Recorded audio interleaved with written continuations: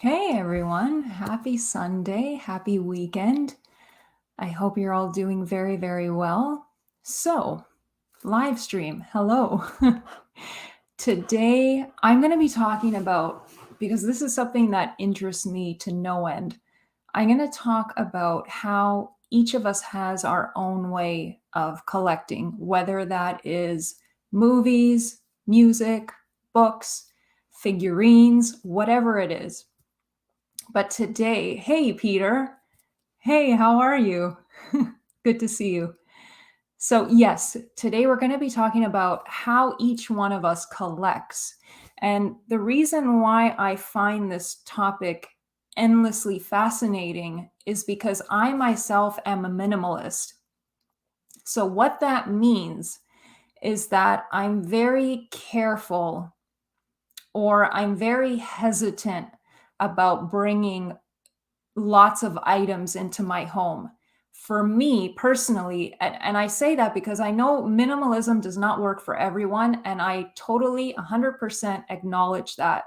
So if you're tuning in, either during the live or after in the replay, just know that this is not me imposing my minimalist views on anyone else, because I do realize that does not work for everyone. So for me personally, I start to feel very anxious if I'm surrounded by a lot of clutter. And I've always been that way, even when I was very little. I don't like seeing things out of place. And I don't like seeing surfaces like desks or end tables or bookshelves just piled with stuff. For me, that's anxiety inducing. Hang on, let me take a moment to check the comments and see who's here. Mike, hello again from Las Vegas. Nice to see you again. Tony, hello. Good afternoon to you. And Mark, oh, hey, Mark, how are you? And Chris, oh, you guys are the best. Okay, so we're all here. We're all going to talk about collecting, and I'm going to show you photos of what my film collection looks like. And we just moved. My parents and I moved last summer. So no one has seen these photos before. I just took them yesterday morning. So these are very much updated photos of what my collection looks like right now. So again, I am a minimalist and I'm very careful about the things or the amount of stuff that I bring into my home.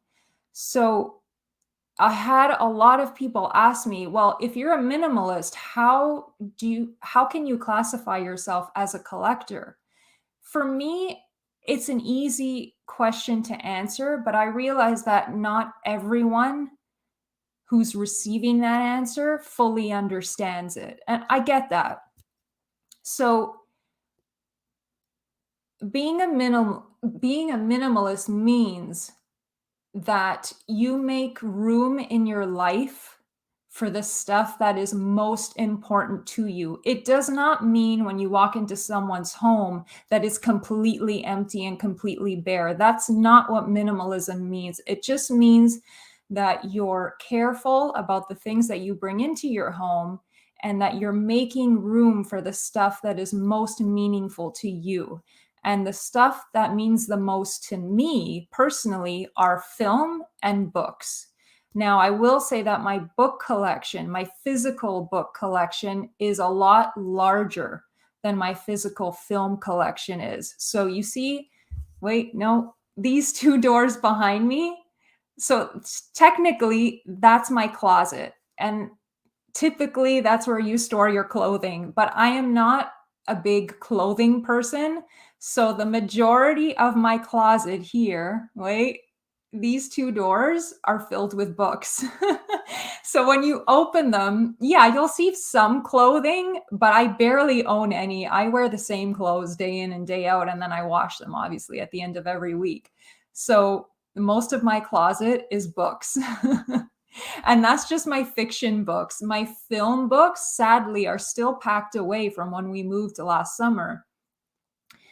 There's nowhere to store them here. Again, this is my parents' place and I'm only with them temporarily. So I'm not going to unpack all my film books and impose those on my parents in their space. So, yeah, sadly, the majority of my film book collection is still all packed away in boxes. Again, hello. We have more people joining. Good to see you. Okay, so let's go ahead and I'm going to show you pictures of what my physical film collection looks like. Okay, so here we go. And guys, let me know, can you see this picture? Just say yes or no in the comments, because this is the first time I'm sharing slides and I want to make sure that you guys can see them. So if you, Tony, my wardrobe is like that. The hanging bit has clothes in it. All the shelf bits have books and DVDs. Exactly the same. So yeah, the hanging part where you put the hangers, those are all clothes. And then below that, the shelving is all books for me. Okay, and yes, you guys can see it. Okay, perfect. So this is one shelf in our media unit. And these are all the physical films or the physical film box sets that I own. Let's say that. So here at the side, we have, starting on the left-hand side, we have the Indicator box sets that I own. There's one here on top of the Marx Brothers that is from Arrow. And then we have some Eureka stuff, one imprint box set, and then others from Kino Lorber, Abbott and Costello. There's the Dietrich and von Sternberg from Criterion, and then all my Flickr Alley stuff on the right-hand side. So you're going to walk into my house and you see this, and you're going to ask me, Vanessa, how can you possibly label yourself a classic film fan and a collector if you've only got one shelf of this stuff? Well, for me, again, that's easy to answer because just because I don't own a lot of physical stuff does not mean that I am not a lover of film. I guess the way I could explain this is that because I'm a minimalist and because I am very careful about how I curate my collection, I will only purchase special items. So this stuff here in this slide, this is what I consider special items, either if it's limited edition or a new restoration of a film that I really, really love. That's how I classify something special or something unique that I feel that I must add to my shelf in a physical form. So next one is, you see those two binders, the two black binders at the bottom center of the photograph? Those two binders house all of my other film discs, whether that be Blu-ray or DVD. I still haven't bought a 4K player, so I have no 4K UHD discs yet. So these two binders here, the one on the top is about 3/4 of the size of the one on the bottom. The one on the bottom houses more discs, basically. So these are both almost completely full of film discs. And the difference between these two binders and the photo I just showed you, so between this photo, is that the discs that I keep in the binders are, I get rid of the physical cases and I just keep the disc filed away. So if it's a special release with like amazing packaging and a booklet and all that, then I will keep the whole package. Like in photo one, I will keep the whole set in its physical form. If I'm just buying, let's say, a disc from Warner Archive, I will recycle the packaging and I'll just keep the disc. So this is where all the discs are housed, and I'm going to show you what they look like on the inside. Okay, so this is one of my disc binders. So you will see all these Thin Man discs. These are all currently available on Blu-ray and DVD from Warner Archive. So when I buy these physical media discs, I'm just keeping the actual disc so I can watch the movie at a later date or whenever I feel like it. I don't need to keep the plastic case. Those I recycle. And if I like the cover art of the paper insert or the sleeve, if you will, then I will keep that as well. You can see just faintly behind all the discs at the back of the binder, you can see some artwork that I have held on to. So it's not like, I'm getting rid of all the paper and all the packaging. Some of it I do keep. But again, I mean, for me as a minimalist, I prefer to just keep things simple. So again, here's another page. It's all William Powell and Myrna Loy. And these discs all came from a box set. I got rid of the packaging and I just kept the discs. And then I took this photo to show you guys exactly how large this particular binder is. This is the smaller binder of the two. So the larger binder has, I think, maybe 100, 150 more sleeves, more pages in it, so I can fit more discs. So, I mean, again, this doesn't make me any less of a collector than maybe some of you are, or when you tune in to YouTube physical media channels and you see the creator sitting in front of walls of discs, which is, you know what, it looks superb. And I'm so happy for that person that they have accumulated that much physical media, because that's what makes them happy. But for me, I prefer to collect this way. I curate my collection to look this way. It makes me happy. It takes away a lot of the clutter. And to be honest, I've moved twice in the last 2 years. And moving this way is so much easier because you don't have to pack everything in tons and tons of boxes. For me, I just took my 2 disc cases and I just carried them from one place to another. Simple. But again, I realize this is not going to work for everyone, and that's totally cool. I'm not pressuring anyone. I don't expect anyone to collect the same way I do. Again, I'm very fascinated and very interested with the different ways we all have of collecting. There is no right or wrong here. My way is not any better than your way. We're all equal. We all love film as much as we do. And I think that's a wonderful thing.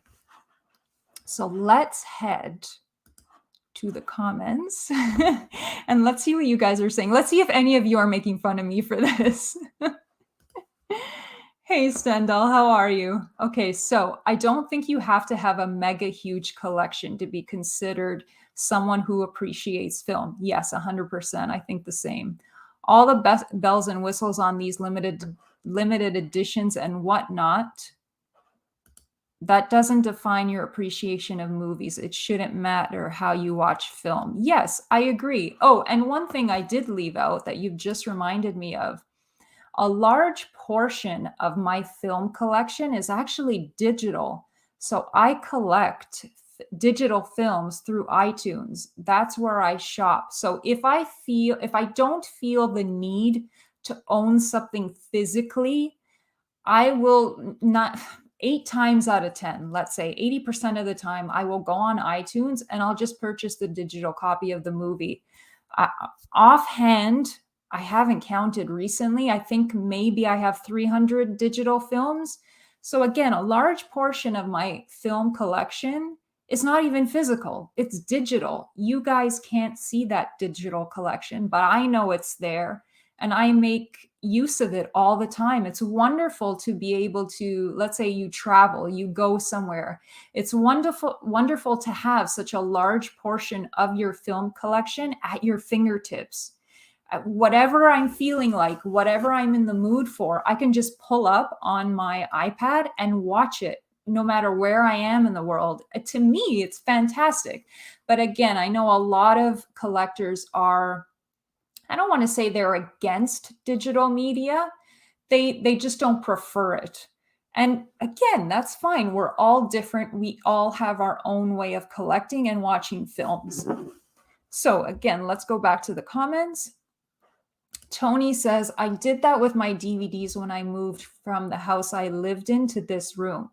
I've got one folder with film DVDs in and one with TV series. Yeah, that's exactly how mine are split up. So you know how I showed you guys the 2 disc binders that I have? One is the smaller one and the one on the bottom was a larger one. The larger one on the bottom is the one where I keep all my TV series.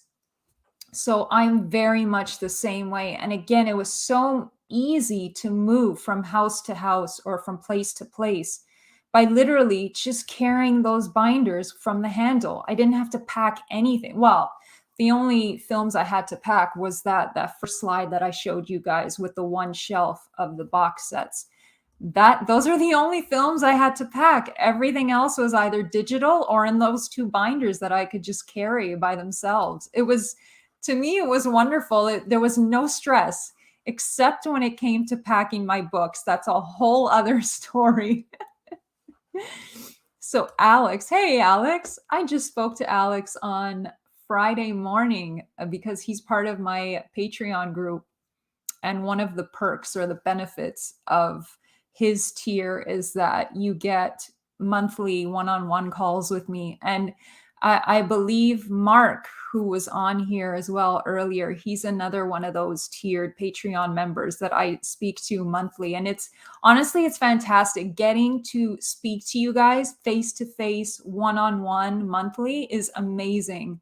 Yeah, I love talking to you guys. Anyway, moving tons of boxes of books and films can be fun. Yeah. Let's just say, oh God, my books. Okay, so my classic film book collection, I think, ended up being something like 16 medium-sized boxes. That may not sound like a lot, but my God, were they heavy. Because I mean, these are not novels. These are, most of them were coffee table books. Film books are very, very heavy. So my God, that was stressful, difficult, and just exhausting. This is the beauty of collecting. You do it your way. Exactly, Michael. Exactly right. And I can't stand, hang on. Let's go back to Michael's comment. I really don't like it when I see people arguing on social media saying, well, my collection is bigger than yours, so that makes me more of a fan than you are. No, dude, that's not the point. We all love the same thing. We all share a passion for the same thing. And we're all different. We're not all going to like the same movies. We're not all going to collect the same way. So I think people just need to get over that of if you don't have a large collection, then you're not a real fan. Do you know what I mean? I think people just need to get over that. That's not the point.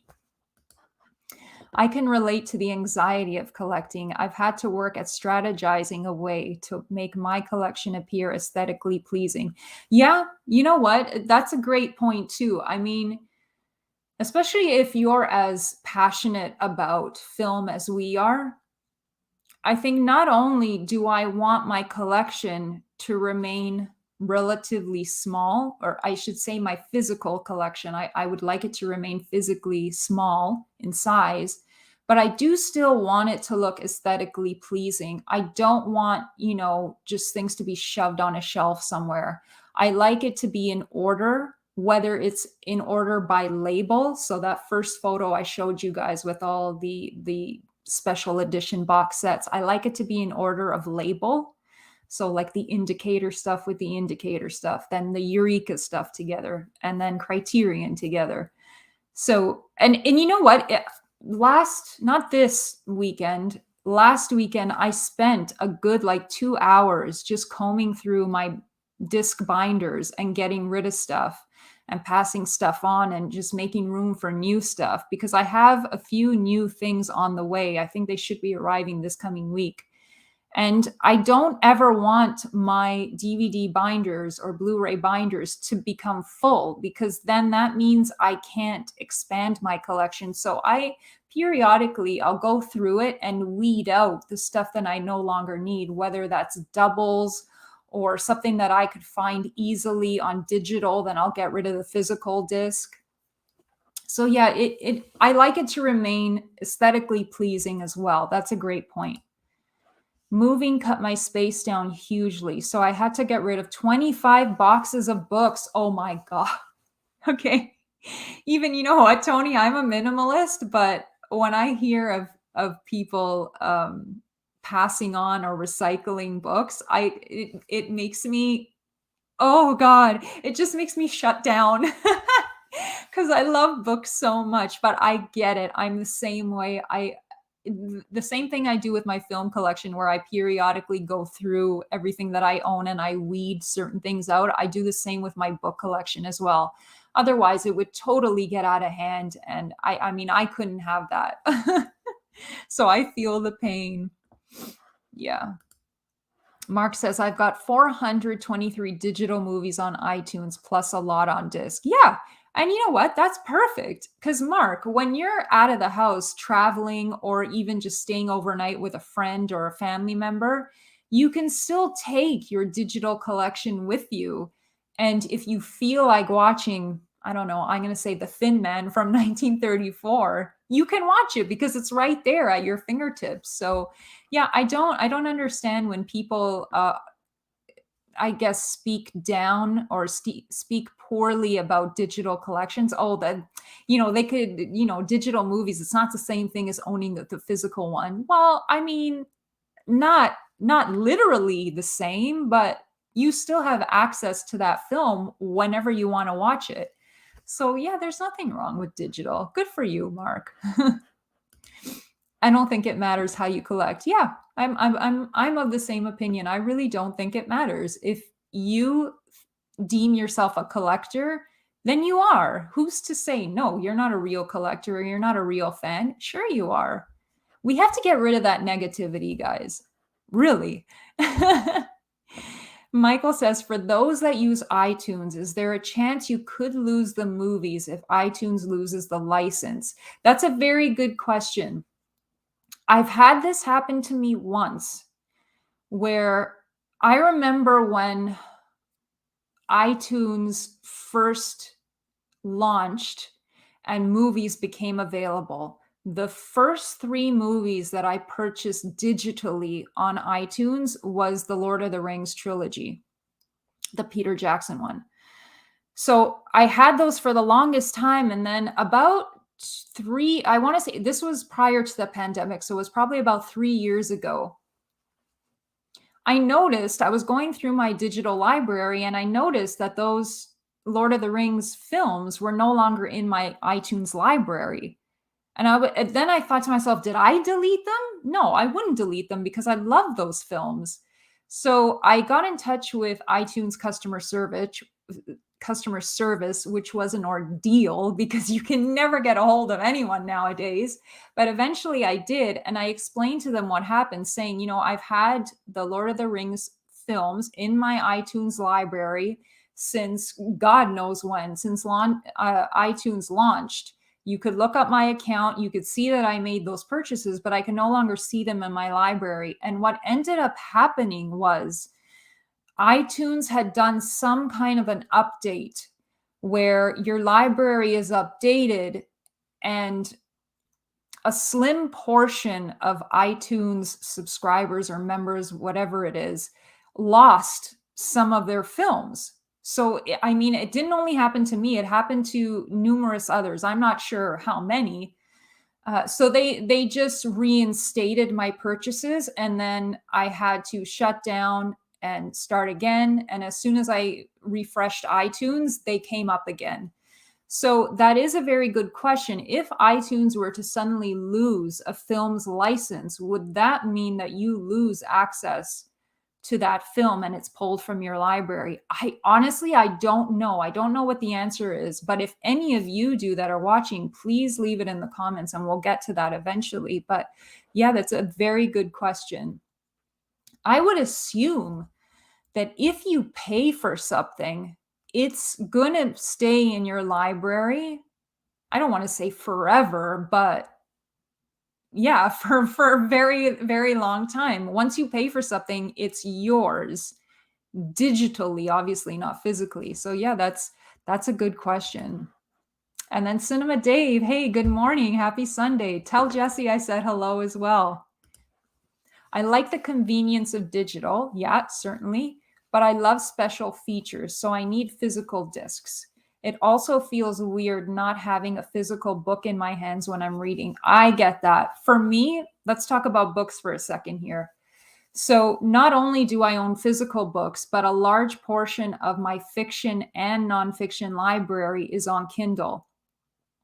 And for me, when I first started getting into Kindle, it was very hard for me to make the switch from physical to ebook. But the more and more I kept on reading on my Kindle, the easier it became and the less of an importance a physical book held with me. Um, but again, it's tricky. Some people have to have a physical book, and I get that because that was me for most of my life.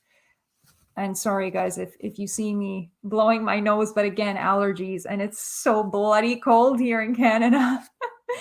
So yeah, it took me a while to get used to Kindle. Again, Kindle is not for everyone, but it's so convenient. For me, I know that again, when I travel, I love just taking hundreds of books with me in one small device. And I find that when I read on Kindle, I read faster than when I'm reading a physical book.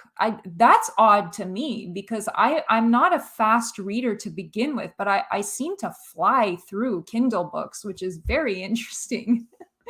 So yeah, I get it, Chris. I totally understand. And in regards to special features, I know that for the last few years, iTunes has their own special features. It's called iTunes Extras.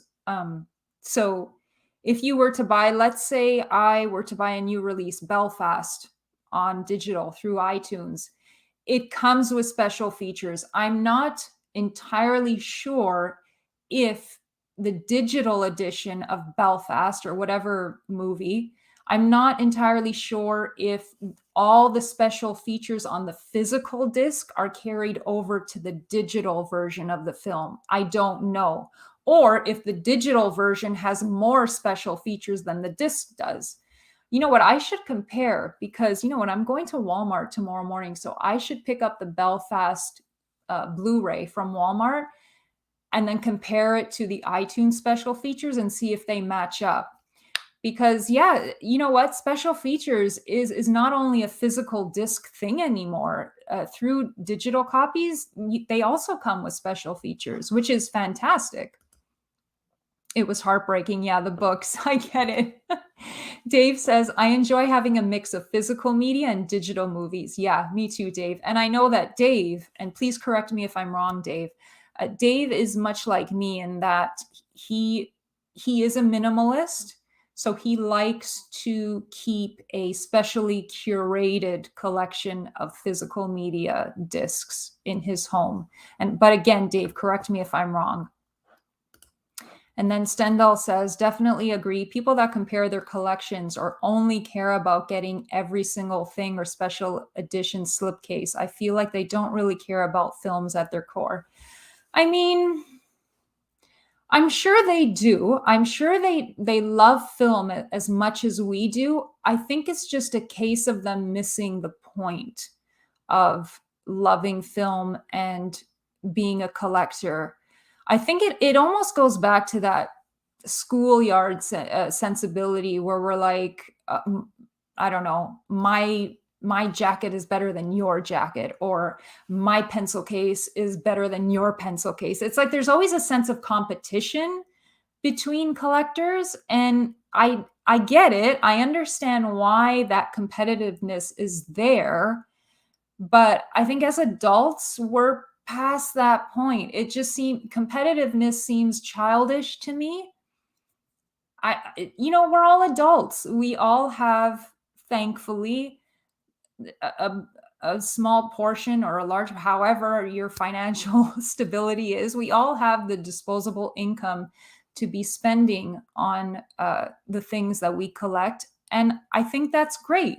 I think it's wonderful that we all have this outlet and this love of something to share with others, that I don't think we should be competitive about that. My goodness, that's hard to say. And then, yes, Dave says, yes, you're so right. So yeah, Dave and his wonderful wife, Jessie, they are minimalists. So he collects in very much the same way I do, although Dave has a larger physical media collection than I do. For me, it was just that one shelf. But Dave has multiple shelves, and his collection is amazing. You can see if you check out Cinema Dave's YouTube channel, he has numerous videos spotlighting certain areas of his physical media collection, certain shelves, and he'll go through it. And you can tell just by watching his videos that he has a very specially curated collection, and he's very intentional on the purchases he makes. And I very much respect that because I'm much the same way.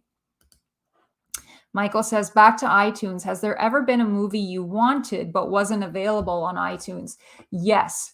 As a classic film fan, I can say that there's been many times where the film I would like to purchase digitally is not available.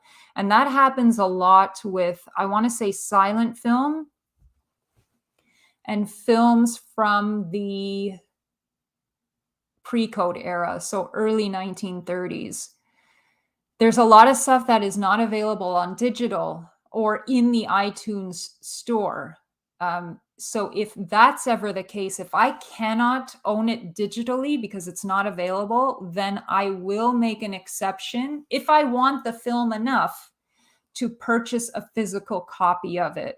And typically, that's when I'll head to labels like Warner Archive or Kino Lorber, and I'll buy the physical disc.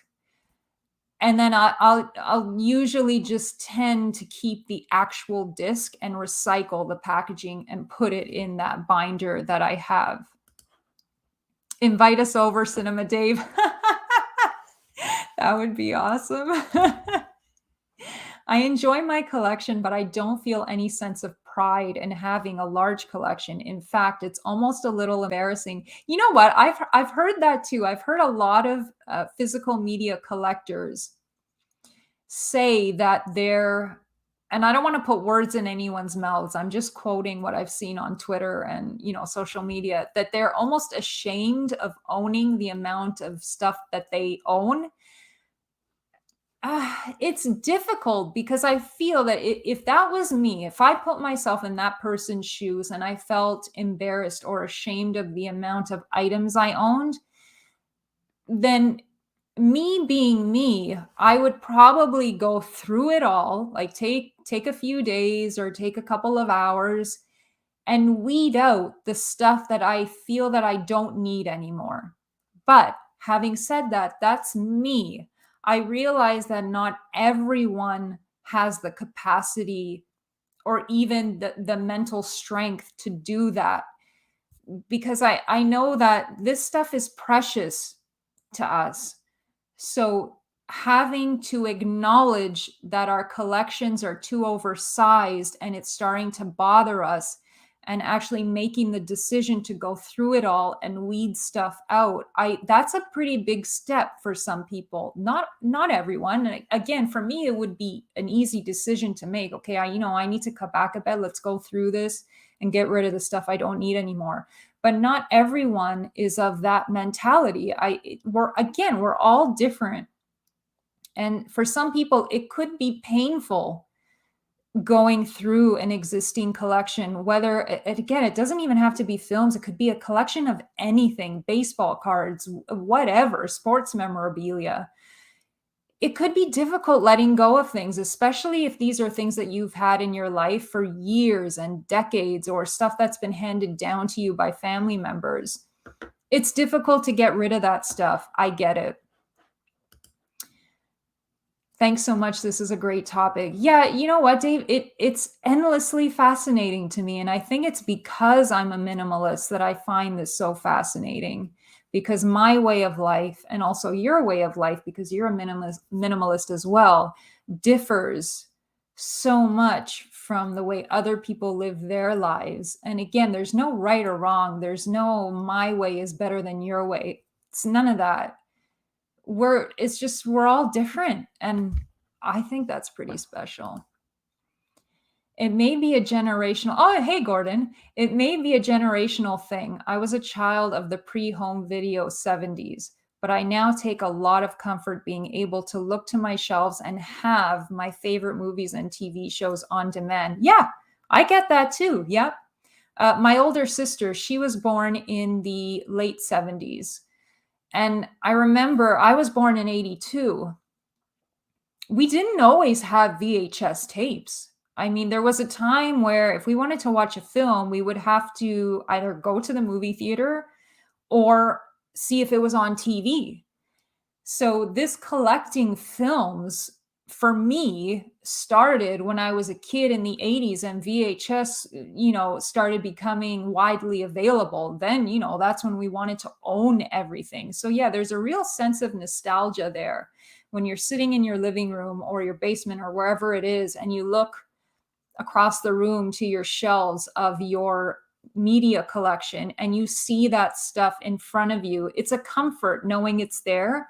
So I totally get it, Gordon. Yeah, completely. I was looking for Shanghai Express on iTunes but couldn't find it. Yeah, you know what, that could be a UK thing. Hang on, let me pull up iTunes and I'm going to see if North America has it. Yeah, it's not coming up here either. So for those of you who haven't seen it, Shanghai Express is, I believe it was 1932 or 31, starring Marlene Dietrich and Anna May Wong. Holy cow, that is a fantastic movie if you guys haven't seen it. Directed by Joseph von Sternberg. It is part of the Criterion Dietrich and von Sternberg collection and also the Indicator Marlene Dietrich and Joseph von Sternberg box set. It's in both of those sets. So that is a fantastic film, Mark. And yeah, I would love to own that digitally as well because it's so visually stunning, that film, the way it was photographed and the way Dietrich was lit. Oh my God, just beautiful, beautiful stuff. That's a great recommendation from you, Mark. Thank you. Gordon says, not a minimalist, but I'm only a completist in my several key areas of film fascination. I get that too. Yeah, a lot of people say the same thing.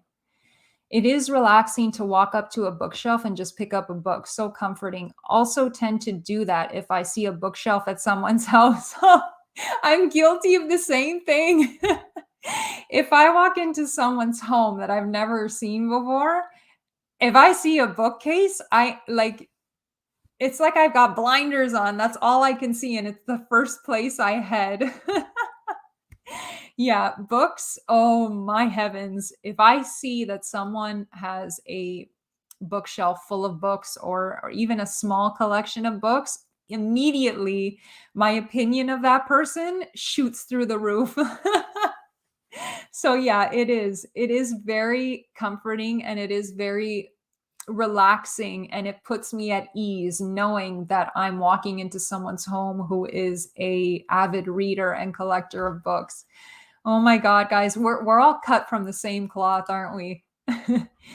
Guess, would you define movies as disposable or collectible? I think for me, I think each one of us would have a different answer for this. But for me, because I am so passionate about classic film, I would never consider any classic film or any physical media release of a classic film to be disposable. No, for me, that's a collectible because I am so passionate about it. But if you were to ask my sister, who has no interest, almost no interest in classic film, she would say, yeah, I don't need that. It's disposable. So I think it depends on who you ask. But for me, it is not disposable. It is very much a collectible. Even the times when I weed or I go through my physical media collection and I weed out the discs I no longer need, that doesn't mean that those films I'm getting rid of are disposable. It simply means that I feel I don't need them in my collection right now. If I ever wanted to own those films again in the future, I would probably opt to own them digitally. I don't feel for you know what, I'll give you an example. So last weekend when I was combing through my those two binders of discs, I got rid of Father of the Bride, starring Spencer Tracy and Elizabeth Taylor. I love that film, absolutely love that film, and I think it's actually on TCM today or tomorrow, because I was looking at the guide this morning and I saw it on there. I love that film, but I know that if I ever wanted to watch it again, I would either go to TCM or I would buy the digital copy. For me, it did not feel necessary to still keep that physical disc. And it didn't have any special features on it. So it's not as if I'm getting rid of like a great documentary or a commentary or an interview with someone. It was just the film on that disc. There were no special features. So in that case, to me, that disc was a disposable item. I did not feel it necessary to hang on to at the time. Have you ever had a digital copy of a film get swapped out? I've heard of people finding that the version they purchased and liked of a film was swapped for another edit. I mean, I guess it's possible, but for me, that hasn't happened. Or you know what? No. Hang on. That has happened once that I've noticed, but it was for the better. It was upgraded. So I have owned the digital copy on iTunes of Lawrence of Arabia for, I want to say I originally purchased it about 4 years ago. And I noticed recently, I think iTunes released digitally the 4K edition of Lawrence of Arabia either last year or the year before. So my copy that I had purchased 4 years ago on iTunes was upgraded to the 4K version without me purchasing it again or without me doing anything with the settings. It just, I noticed that the cover art changed and I was like, oh, they must have updated the artwork for this film. But then when I clicked through, I noticed that it said 4K. So yeah, that did happen to me once that I'm aware of. And it was an upgrade, which was nice. But I don't know if anyone's has been downgraded. That I don't know. I should hope not. Shanghai Express is on UK Prime, but the quality Amazon Prime's prints sometimes are variable. Yeah, I've heard the same thing where people have been able to find classic film on Prime, but the prints are either they're very poor or the sound quality isn't that great. Yeah. Unfortunately, that is true. My room is basically a bed and a desk dumped in a very untidy library, which I remember you tweeted me a picture, Tony, of your room with like the bed in the middle and then surrounded by a sea of books. I think that's awesome. Hey, Ian, how are you? It's good to see you again. I'm old enough to have started with Super 8mm. VHS was a game changer, yep, but still relatively expensive for a number of years. Yeah, no, I remember too, being a kid, whenever I would ask my parents to buy me a movie on VHS, some of them were quite pricey. You're right. The availability of media now is mind-blowing if you're a 60s kid like me. You know what? It is. I mean, even as an 80s kid, I fully acknowledge that the selection that we have nowadays is astronomically different from what it was prior to the 90s, the 80s, or like you said, growing up in the 60s compared to what was available then. I mean, because I say it all the time, and so does my good friend Heath at Serial at Midnight. We are so spoiled nowadays with all these releases and having everything literally at our fingertips. We're so spoiled. And as a film lover, I mean, I consider myself incredibly privileged to be alive right now for this. It's never been better. Guys, I love being able to access classic film and even modern film as well as easily as I can right now. I find it incredible. And guys, yeah, we're so spoiled. Gordon says, Ian, I also started with a small collection of Super 8 titles, Chaplin Mutuals and Laurel and Hardy mostly. Oh my God, that's amazing. Expensive for a kid, but they're still fetish objects for me. Gordon, do you still have those? I'm curious. And Ian too, do you still have the Super 8 titles and some of your VHS titles? I know for me, I got rid of my VHS film collection when I moved out of my childhood home, which was years ago, because again, I didn't feel like packing all that stuff. And VHS tapes, if you had enough of them, it was quite heavy. So yeah, I remember selling everything that I owned in one lot on eBay, and it was mostly all classic film and the Disney animated films, which I hear are crazy expensive now, which I should have kept them. But yeah, I'm curious, do you guys still own some of your Super 8 titles and VHS titles? Mark says he just bought Shanghai Express on Amazon. Did you buy the physical copy or did you buy a digital version of it, Mark? Blu-ray version. Yes. Excellent. No, that's a great film. Holy cow. It's visually stunning. The first time I watched Shanghai Express, it literally took my breath away at certain moments. Just the way Dietrich and Anna May Wong were photographed, it was, oh my God, just it it made me gasp, like, oh, how did they do that? And I found myself pressing pause so often because I just wanted to screenshot what I was seeing. Just beautiful, guys. They don't make movies like that anymore.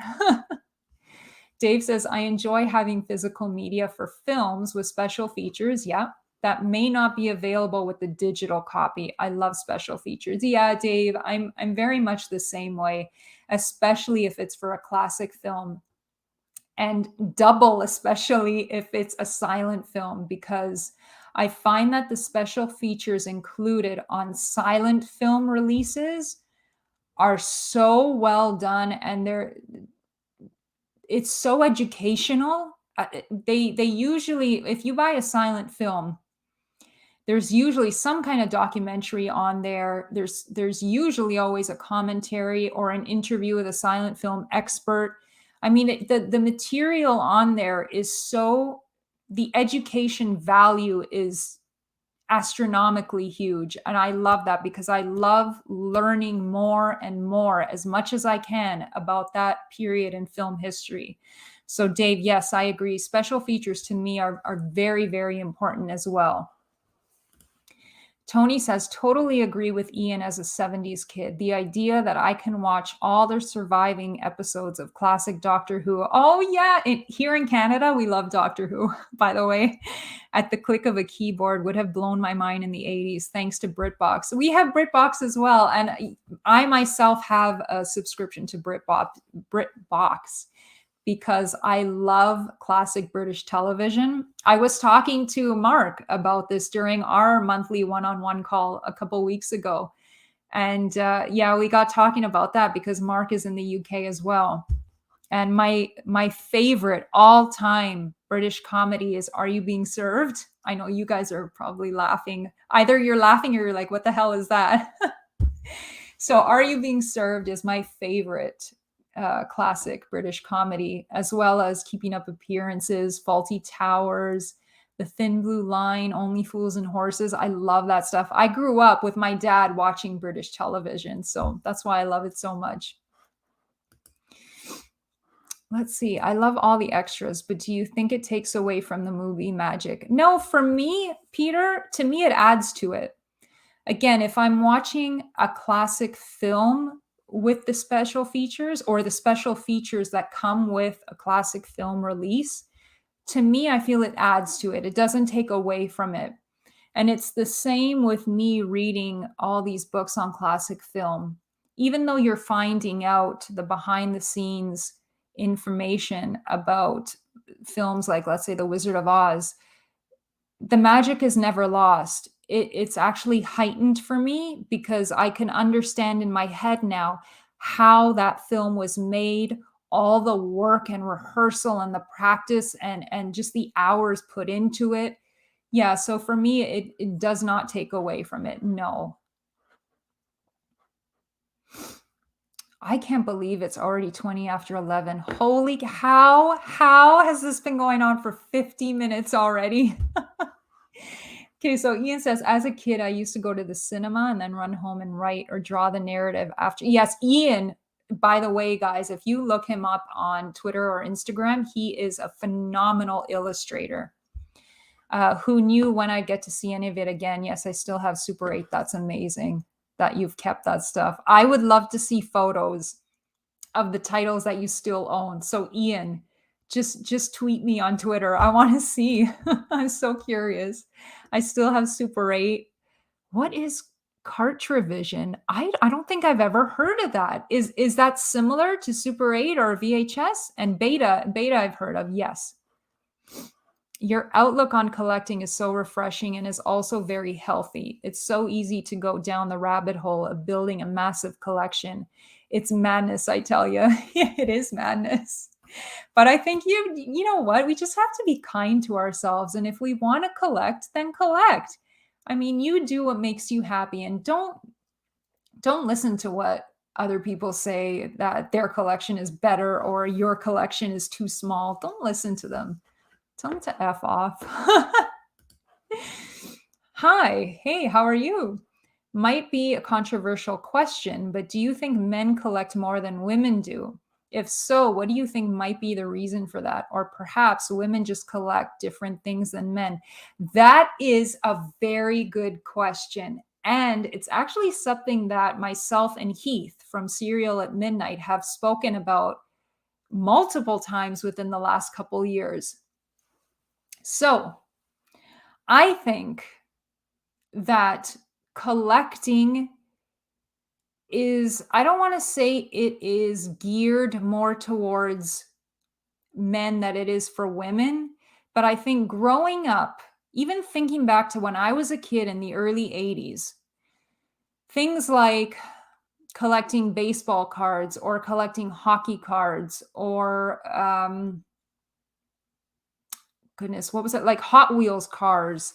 That was all geared towards little boys. So it was considered like a male hobby to want to collect things. For little girls, it was more of buy this Barbie, buy this doll, buy this Disney movie. It was never ingrained in us to collect anything. Yes, we should purchase Barbie dolls and other toys and books and whatnot, but I don't ever remember any toy company or any other company saying to us girls, you should collect these. It was rather you should have these and play with them. Whereas boys, you should collect hockey cards, you should collect baseball cards or football cards or whatever. So I think people of my generation and older, I think boys grew up wanting to and intending to collect at least something, whereas girls, it wasn't a thing for us. And you know what? I could be completely wrong about this. If there's other women watching this, then please, chime in with your answers. But again, look, I'm a woman. I'm doing a live stream about collecting physical media. There's all men watching me right now. I don't think there's any women. That tells you something, doesn't it? I mean, I think the online collecting community, I think the majority of it is men. And do I find that intimidating? No, I don't find it intimidating at all, because you guys all like the same things I like. And I've never once been made to feel as if you guys were mansplaining to me, or you were trying to say you're not a real collector because you're a woman. Who cares? I have never been made to feel that way. I have always been welcomed by you guys. So you won't ever hear me saying that this community is just geared to men. It just so happens that there's more men in this community because I think that collecting is more ingrained in you guys than it was for women. So I don't know. Does that answer your question? It's a very interesting question, and I'm actually curious to see what you guys think. Yes, I do know some.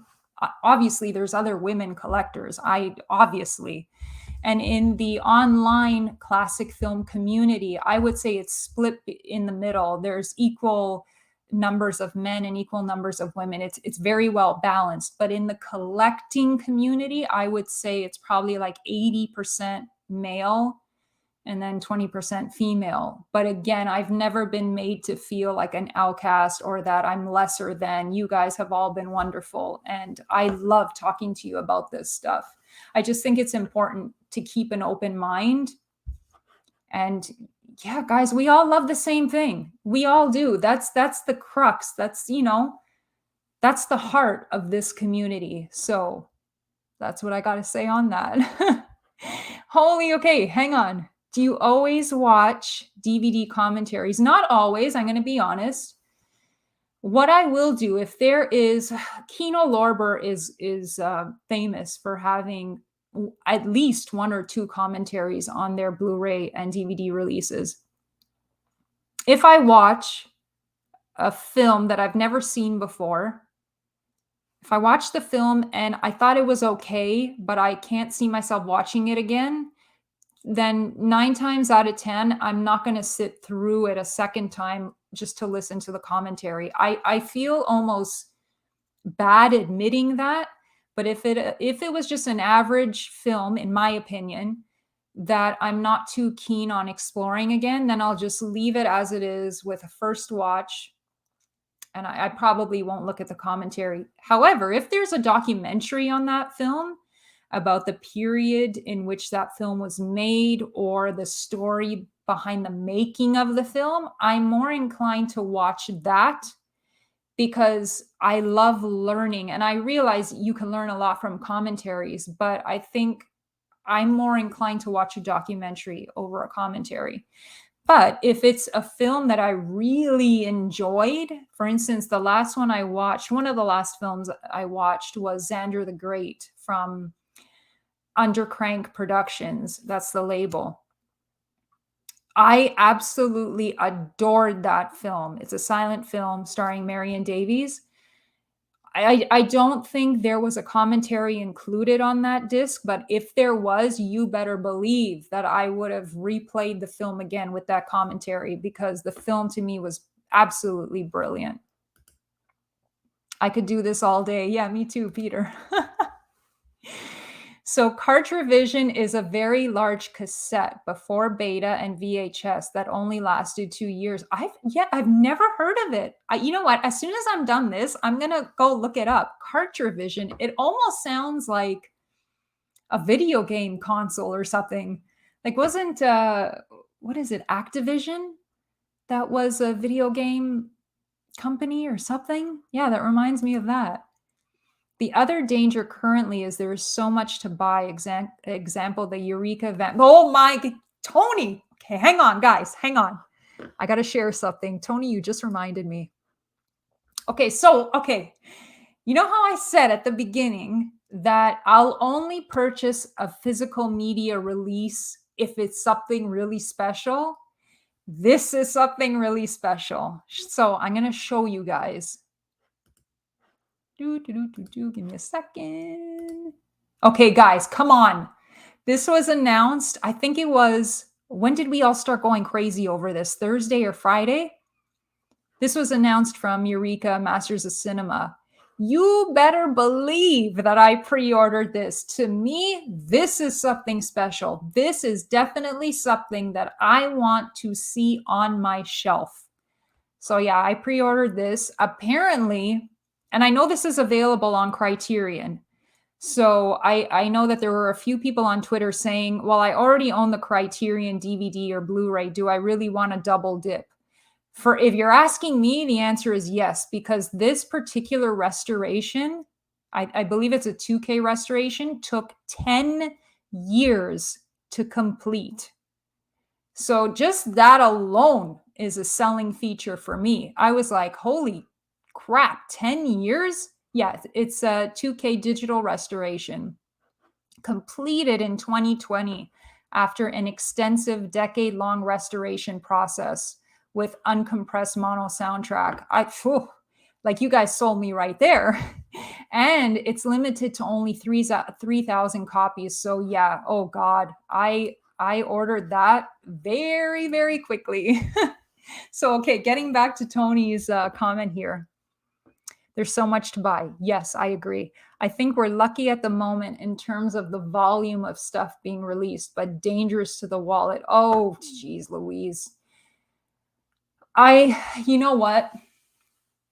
For me, I have always been a saver because my mother, she's retired now, but my mother worked for a Canadian financial institution for over 40 years. So growing up, saving and not spending a lot of money on stuff was ingrained in me. So I have always been a saver. Yes, I buy a lot of classic film and a lot of books, but I am very careful each month to budget. And I will stick to that budget. So it's not like I'm spending willy-nilly. I'm very careful about what I'm spending. But yes, Tony, I agree. It's very dangerous on the wallet because you get swept away with all these new release announcements. It's like, oh my God, you can't even keep up. And how could I possibly afford all this stuff? I get it. Dude, I totally get it. And you know what? We each do what we can, but I mean, collect responsibly, guys. You don't want to be going into debt to own this stuff. Okay, so just do it responsibly. And I'm sure the majority of you are. You don't need me to tell you that. It's just for me personally, you know, my mom being a banker and me having grown up always hearing her stories about the bank and people going into debt. It just scared me. To be frank, it scared me growing up as a child. So that's what's made me save my entire life. So yeah. Oh, Elliot. Oh, good Lord, dude. I haven't seen you in ages. It's wonderful to see you. If anyone's watching, please check out Elliot's YouTube channel. It is fantastic. He has a wonderful collection. He knows his stuff about film. And the one of the things that I love about Elliot, he's so unbiased in the films he chooses to watch and purchase. He dips in and out of everything. He's not a film snob, and I love that about him. So, hey, Elliot, my goodness, it's good to see you. Yeah, it's interesting, and thanks for your excellent answer. Well, thank you for your question. Ian says the quality of extras and commentaries can vary hugely. There's nothing worse than listening to a bunch of actors talking over each other and making in-jokes that only they understand. I've seen a few commentary, or I've heard a few commentaries like that, and I end up just clicking off. I don't finish watching them. I love that this group of actors or directors, producers have gotten the opportunity to sit down together and rehash old memories. But as a viewer and as an outsider, not being part of that film production, it can feel alienating. Like, I'm not relating to the things you're saying here, or, you guys are talking about something that I'm not interested in hearing. So I get that. I get that. I have watched some special features that have made me reconsider the movie. Yeah, me too. Me too. I think guys, and speaking as a male, tend to go overboard with collecting. I know I always did since I was collecting comic books as a kid. Oh, you know what? That's a great example too. So comics, growing up in the 80s, comics were mostly, I would say, geared towards boys as well. However, for me, I don't still collect comics, but I had an enormous comic book collection growing up as like a preteen that I also sold when we moved out of my childhood home. So I don't know, maybe I was just a tomboy, or maybe I was just more inclined to want to do the stuff that was geared more towards boys. I don't know what it is about me, but yeah, I love comic books. Check out YouTube on Cartravision. Cool stuff. I will do. Thank you. Ian says, I already have 3 different prints of Vampire. Already have Criterion, but I'll be getting their Eureka version too. You can never have too many copies. Yeah, you know what?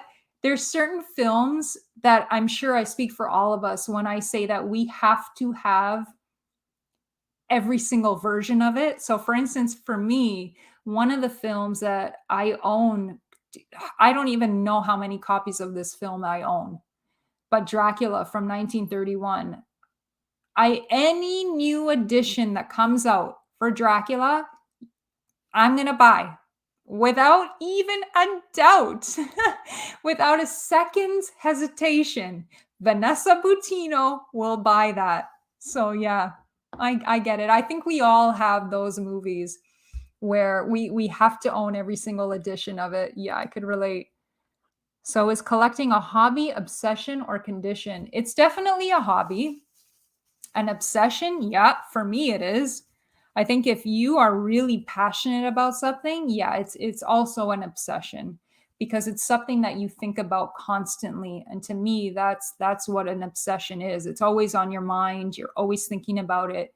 You always everything you do in life is centered around that. So for me, that's classic film. So yeah, for me, it collecting is a hobby and an obsession. Is it a condition? For me, no, because I know when to stop. Again, because I'm a minimalist, I am very careful about the things that I bring into my home. So I know when to stop. I think if you don't know when to stop, or if you have no filter and you feel the need to own everything, then I think it could develop into I don't want to say a condition, but you know what I mean. So yeah, that is a very good question as well. As an adult, I limit my collection by specific genre and eras. I don't need everything. And also, space and my wife's tolerance can be an issue. Yeah, well, it's the same for me because, I said this before, but I currently live with my parents temporarily. So I'm not going to impose my collections on them. This is their space. So I'm not unpacking all 16 of my film book boxes that are currently in our storage locker. I'm not going to do that to them. When I have my own space again, then I will unpack those books. But yeah, you got to if you're living with someone, if that's a housemate or a roommate or a partner or parents, you can't just unleash your collection on them. You're sharing that space with them, and I think it would be the proper thing to do than to like scale back a bit and rein yourself in and say, okay, I can't completely take over this living space. Most avid physical media collectors with large Blu-ray cinema books or vinyl fear being labeled a hoarder.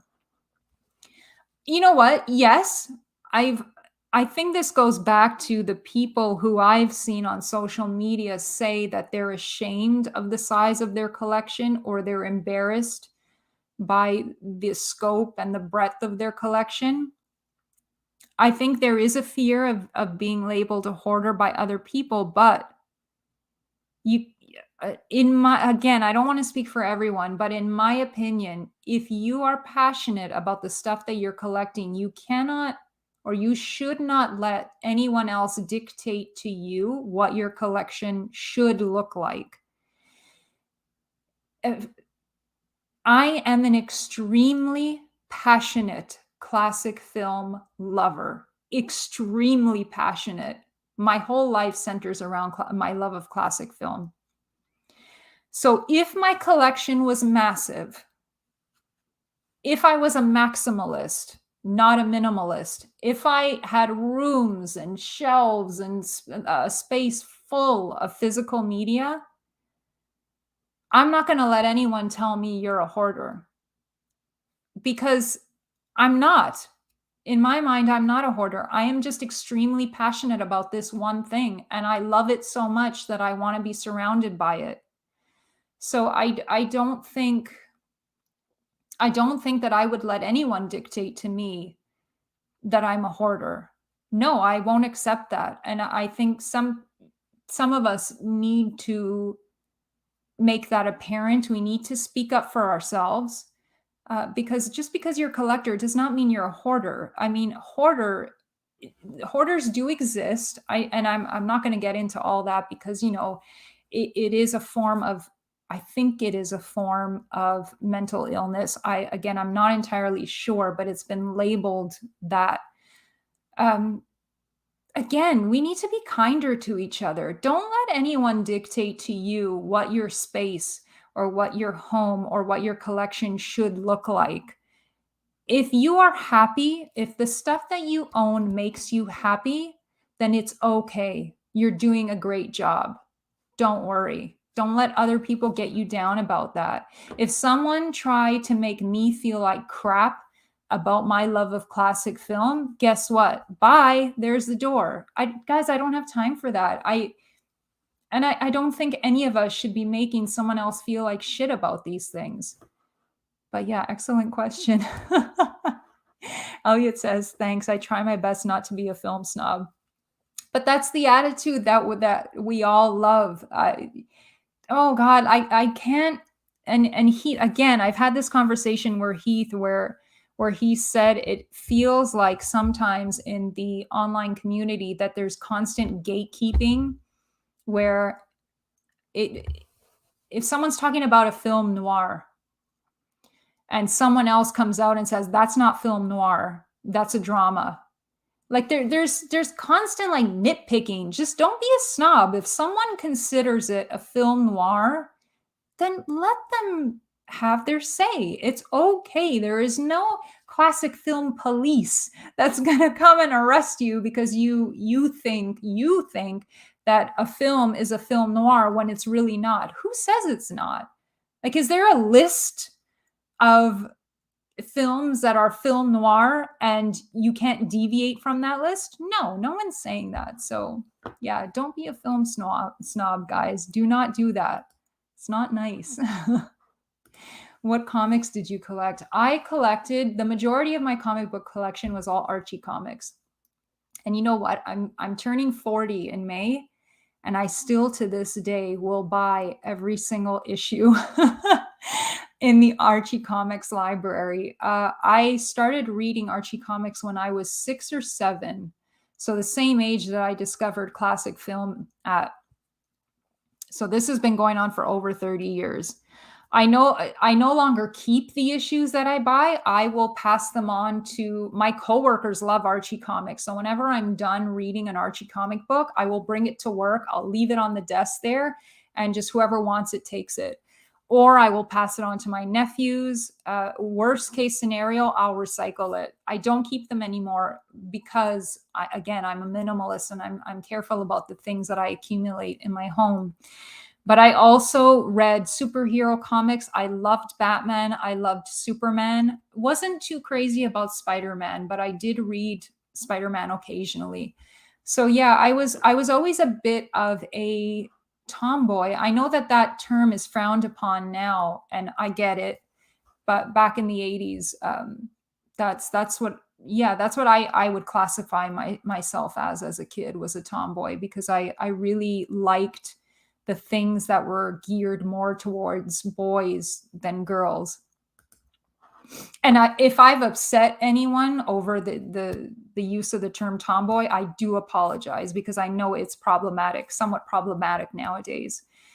Mine is a matter of life and death. I even got to see the 4K restoration on the big screen to review it. So are you talking about, Tony, the movies that you have to own multiple versions of? Yeah, I get that. I love that movie. We were talking about that film at the last live show. Mm-hmm. Never let anyone dictate your passions. 100%. If I could print that out and frame it, I would, Ian. 100%. Oh, you guys. I have read Archie comics and others digitally through a local library app. Yeah, you know what? You can get them, I think, here in Canada. Not sure about the US, but in Canada, you can find comics on Libby, Hoopla, and there's Overdrive. And then there's Comixology, where you could subscribe to different comic books and different lines, publishing lines, and all that. So yeah, a lot of people are reading them digitally nowadays as well. I liked Archie, and Betty and Veronica had collected some of the digest books. Yeah, I mean, who hasn't read Archie comics at one point in their lives? So, oh my goodness. Okay, I've caught up on the comments. Jeez, Louise. Okay, quarter to 12. It's lunchtime for me, guys. I know that in the UK you guys are 5 hours ahead, so it's I guess it's early evening for you. Thank you so much. I honestly did not expect. Look, I still have the welcome banner up. Let me take that out.